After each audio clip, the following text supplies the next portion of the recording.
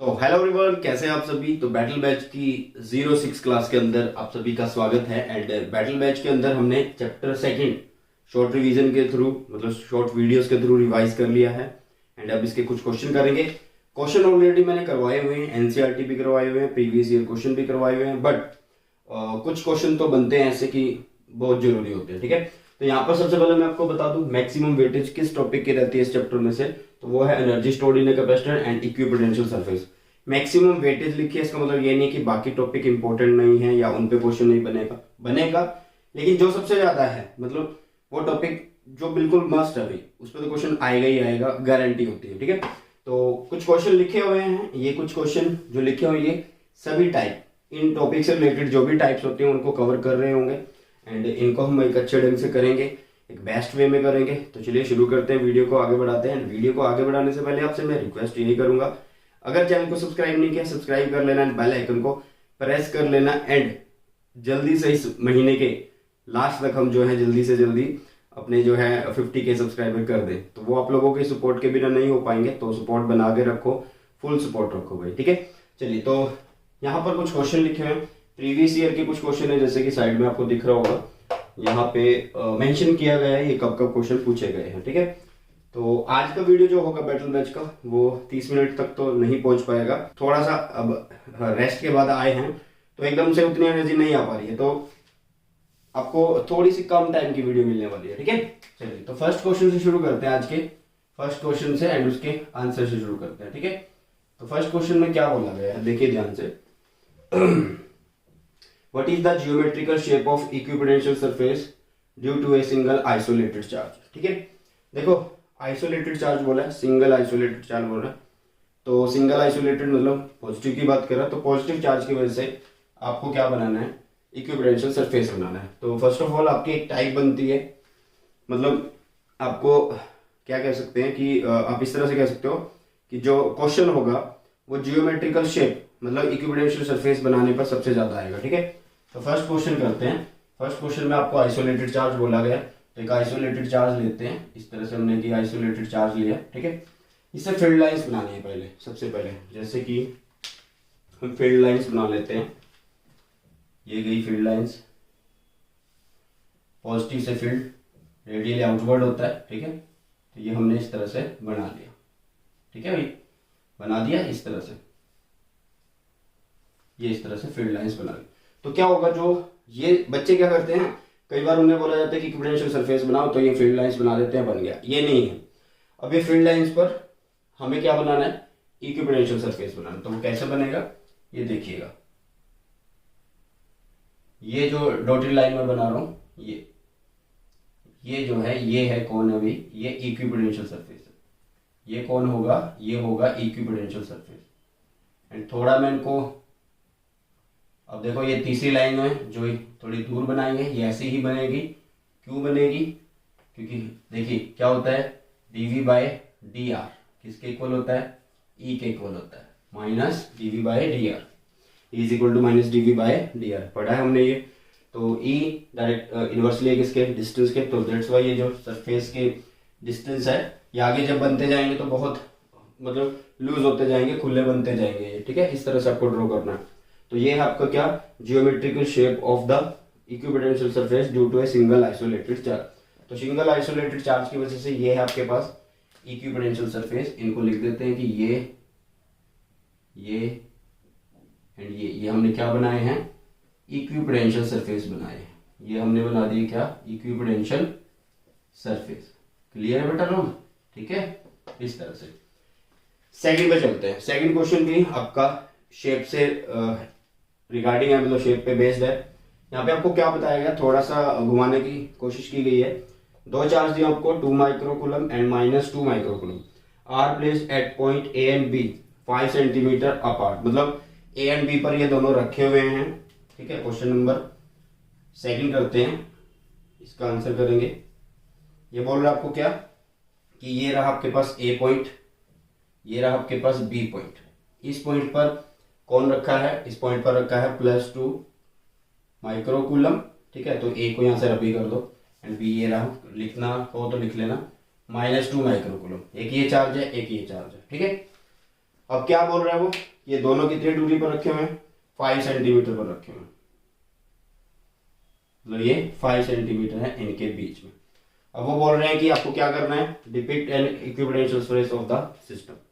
तो ये एक डायपोल की तरह बिहेव करेगा कि आपके दो चार्ज हैं, उनको किसी एक सर्टेन डिस्टेंस से सेपरेट कर रखा है, अलग कर रखा है, तो इस सिस्टम को क्या बोलते हैं, डायपोल। मतलब ये सीधा बोलना चाहता तो ये बोल सकता था कि एक डायपोल लो और उसकी वजह से शेप बनाओ, बट नहीं बोला तो थोड़ा सा घुमा दिया, तो घूमना नहीं है इतना, ठीक है। तो कॉमन सी बात है, देखो ये पॉजिटिव चार्ज है, ये नेगेटिव चार्ज है, ठीक है। तो बात ये होगी कि यहाँ पे होगा नेगेटिव चार्ज, ये होगा पॉजिटिव, यही बोल रहे हैं ना हम। तो पॉजिटिव में फील्ड कैसा होता है, बाहर चलता है, पॉजिटिव से फील्ड जो होगा वो बाहर चलेगा, ठीक है, ऐसे नहीं चलेगा, ये यहां से चला गया नेगेटिव में अंदर, इसी तरह से यहाँ पे इधर।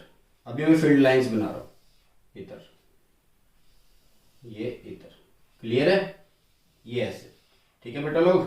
चलिए उसके बाद ये ऐसे, ये ऐसे, ये ऐसे कुछ लाइंस हमने बना के एक्स्ट्रा छोड़ दी, ठीक है, ताकि हमें पता लगता रहे। एंड यहाँ पे देखिएगा ये अंदर की तरफ आई है, नेगेटिव पे अंदर की तरफ आई है, ठीक है। तो ये अभी हमने बनाया सिर्फ इलेक्ट्रिक फील्ड, किसकी वजह से, डायपोल की वजह से। पॉजिटिव यहाँ से चला, पॉजिटिव से चला फील्ड, नेगेटिव में चला गया, ये सब बातें हो गई, ठीक है। अब बनाना है क्या, इक्विपोटेंशियल सरफेस। तो इक्विपोटेंशियल सरफेस कैसे बनेगा, देखो मैं कैसे बनाता हूँ बेटा, ध्यान से देखिएगा। हम इसको थोड़ा ऐसे बनाएंगे, ये बनाया, ये इस तरह से बनाया, ये ऐसे बनता जा रहा है। ध्यान से देखो क्या हो रहा है कि यहां से क्लोज है, यहां से दूर है। क्यों है ऐसा, क्योंकि यहाँ पे जो फील्ड होगा, यहाँ पे जो फील्ड होगी, मतलब स्ट्रेंथ होगी फील्ड की, वो सबसे ज्यादा होती है पोल के ऊपर। दैट्स वाई यहाँ पे इलेक्ट्रिक फील्ड ज्यादा है, तो ये जो इक्विपोटेंशियल सरफेस है वो क्लोज है, बाकी उधर ये लूज होते चलेंगे। सेम केस इधर बनेगा,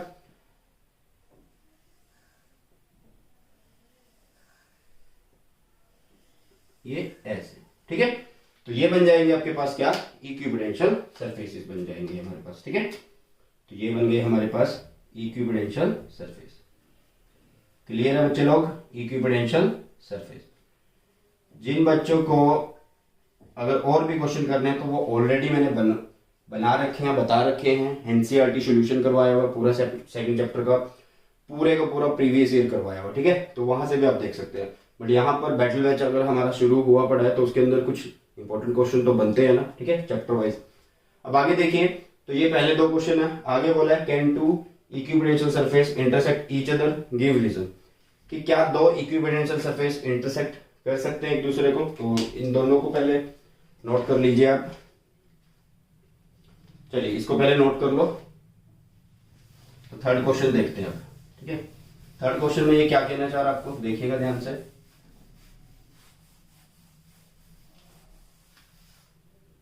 देखिए थर्ड क्वेश्चन है can two equipotential surface intersect each other.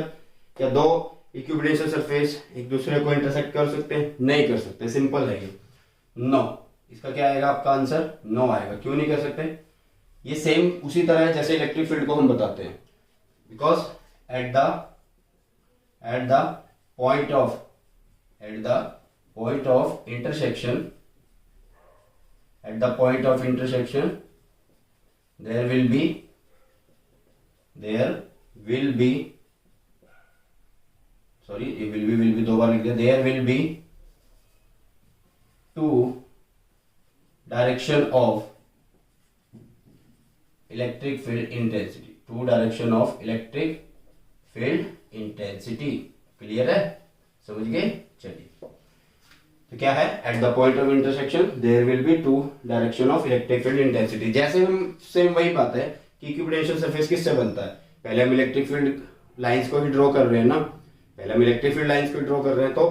एक तरह से इलेक्ट्रिक फील्ड को ही कट कर रहे हैं। तो वही सेम कॉन्सेप्ट है यहाँ पर भी कि फर्स्टली हम इसको इंटरसेक्ट नहीं कर सकते। क्यों नहीं कर सकते, because at the point of intersection there will be two direction of electric field intensity,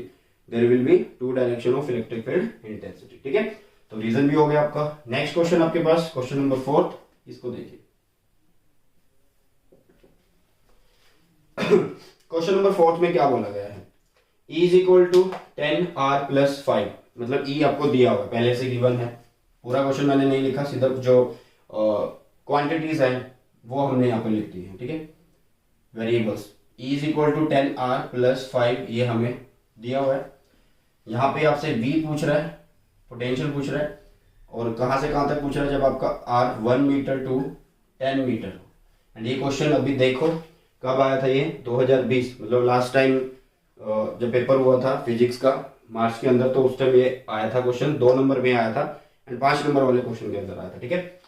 तो सिंपल है, V कैसे निकाल सकते हैं, हमें पता है कि E क्या होता है, -dV/dr होता है, ठीक है। अब ये यहाँ से 1 से 10 मीटर बोल दिया, तो कॉमन सी बात है, ये रेंज बता रहा है, रेंज मतलब इनिशियल फाइनल पॉइंट्स बता रहा है, मतलब इंटीग्रेशन करेंगे, सिंपल सी बात है।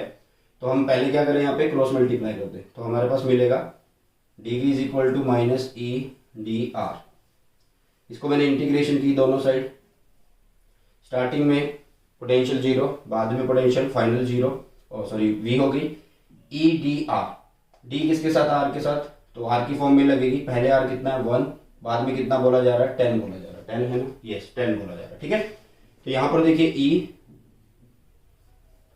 ये कितना है, माइनस इंटीग्रेशन 1 से 10 E कितना है, ये रहा 10R+5dr, क्लियर है। इस तरह से आप लिखोगे इसको, आगे देखो आगे क्या करेंगे, V is equal to minus integration किसकी होगी 1 से 10, एक बार इसकी होगी 10R प्लस इंटीग्रेशन होगी 1 से 10 5dr की, इस तरह से, ठीक है। तो आप ऐसे करिए, अब इंटीग्रेशन सिंपली करते हैं इसकी, रुकिएगा, देखिए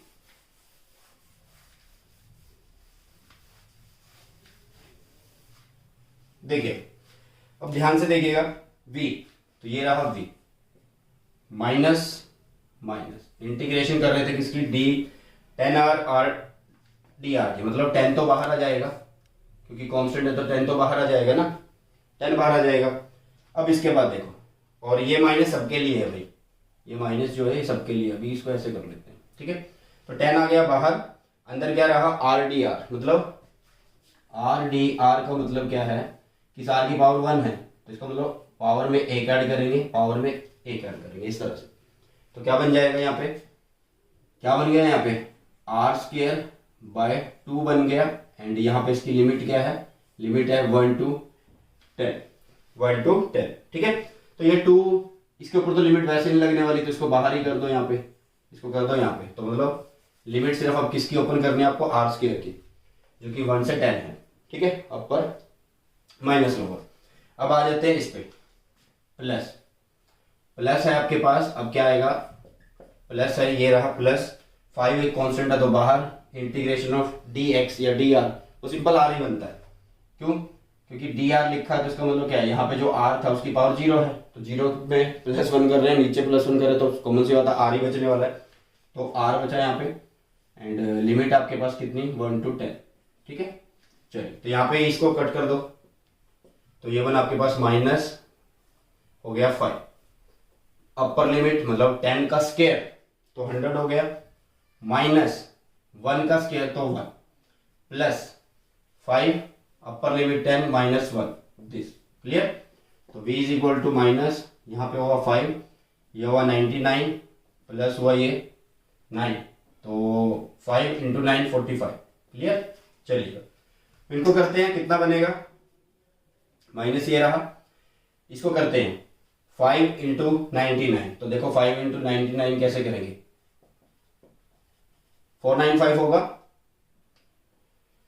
5 9 45 हो गया ना, तो 5 यहाँ पे आ गया, 4 यहाँ पे चला गया, कैरी चला गया, 5 9 फिर से वही बात कर रहे हैं, 45 में फिर 4 ऐड कर रहे थे, 495, ठीक है, 495 प्लस 5 4 5, ठीक है। तो इसमें 4 5 ऐड कर रहे हैं, 10 हुआ, 9 और 4 3, मतलब 13, एंड 1 यहाँ से कैरी गया तो 4, और ये 540, तो ये आपके पास आ गया -540। ये आपका क्या है, ये आपका है पोटेंशियल, क्या है ये, पोटेंशियल है। तो इस तरह से क्वेश्चन आपको देखने को मिलेगा, एंड ये क्वेश्चन अभी रिसेंटली आया, कब आया ये क्वेश्चन, 2020 के अंदर आया, ठीक है, 2020 के अंदर आया। आगे देखिएगा, नेक्स्ट क्वेश्चन है जो ये कैपेसिटर से रिलेटेड है, एंड आप बोलोगे सर कैपेसिटर का एक ही क्वेश्चन लिखा है, बाकी क्वेश्चन बहुत छोटे थे कि कॉम्बिनेशन निकाल दो, मतलब टोटल कैपेसिटेंस निकाल लो, या C is equal to Q by V वो यूज कर लो। तो वो बार बार जो है वीडियो को बड़ा नहीं करना, वो चीजें करवा रखी हैं अच्छे तरीके से, ठीक है, तो उन चीजों को नहीं करेंगे बार बार, देखिएगा। तो अभी के लिए क्वेश्चन कौन सा बचता है हमारे पास, क्वेश्चन नंबर 5 बचता है, ठीक है। इसमें आपके पास एक अरेंजमेंट दी हुई है, जैसे ये दे रखी है एक अरेंजमेंट, यहाँ पे 2 कैपेसिटर पैरेलल में है, एक सीरीज में आगे इनके साथ, ऊपर बैटरी लगी हुई है, एंड यहाँ पर बोला गया क्या है, in the following arrangement of the capacitors the energy stored in 6 microfarad capacitor is E, 6 micro capacitor is E, ये कैपिटल ई दे रखी है, ठीक है। Find the value of the following energy stored in 12 microfarad capacitor, मतलब इसके across कितनी energy है वो दे रखी है, ई है, वो कितनी एनर्जी है, ई एनर्जी है, ठीक है। कॉमन सी बात है कि इसकी एनर्जी दे रखी है कितनी, ई, तो इसके अक्रॉस आपको निकालनी है। तो फर्स्ट पार्ट करते हैं, हमें फाइंड आउट करना है energy stored in 12, energy stored इन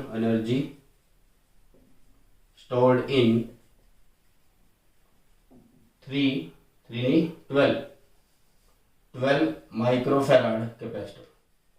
कैसे करेंगे इसे, देखिएगा।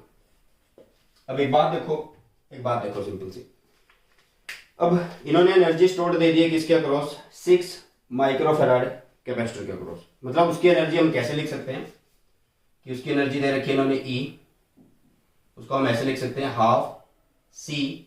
अगर मैं बोल दूं कि इस कैपेसिटर के अक्रॉस वोल्टेज जो है वो वी है, तो मैं यहाँ पे लिख सकता हूँ कि वी स्क्वायर हो गया, ऐसे लिख सकता हूँ ना, ठीक है।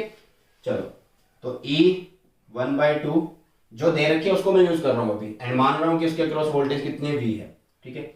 चलो, हाफ सी कितना है, सी दे रखा है ये कितना है, 6 microfarad, 6 micro is 10⁻6 and V square, ठीक है।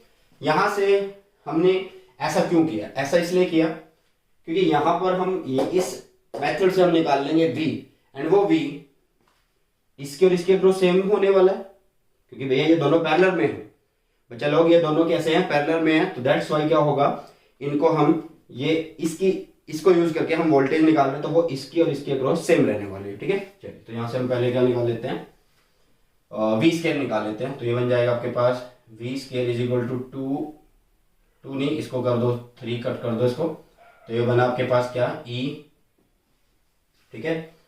और ये ई हो गया, इसके नीचे चला गया 3, एंड ये 10⁻6 जो ये नीचे चला गया था यहाँ पे, ये इधर आ जाएगा इसके नीचे 10⁻6, ठीक है। इस तरह से ये चला गया, और तो कोई चीज नहीं रही ना, ठीक है। तो वी स्क्वायर आ गया आपके पास दिस, ठीक है। अब मुझे एनर्जी लिखनी है किसके अक्रॉस, मुझे एनर्जी लिखनी है 12 माइक्रोफैराड के अक्रॉस, चलो लिख लेते हैं। तो उसकी एनर्जी को कैसे लिखेंगे, कि हाफ लिख सकते हैं, सी लिख सकते हैं, वी स्क्वायर लिख सकते हैं।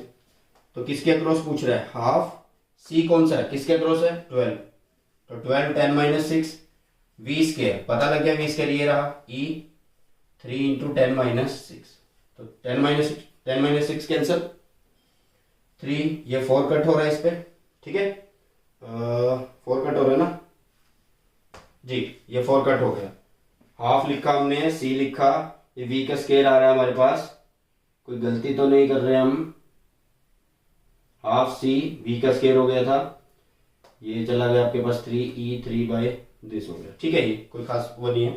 तो अभी हमारे पास आ गया क्या, ई, तो यहां से इसको कट किया हमने, 2 हो गया, ये कितना हो गया, 2 हो गया, ठीक है। तो यहां पे आपके पास आना चाहिए कितना आंसर, 2E, कितना आंसर आना चाहिए, 2E आना चाहिए। एक बार चेक कर लेते हैं, आंसर मैच कर लें, ज्यादा अच्छा रहेगा, ठीक है, कोई गलती ना हो।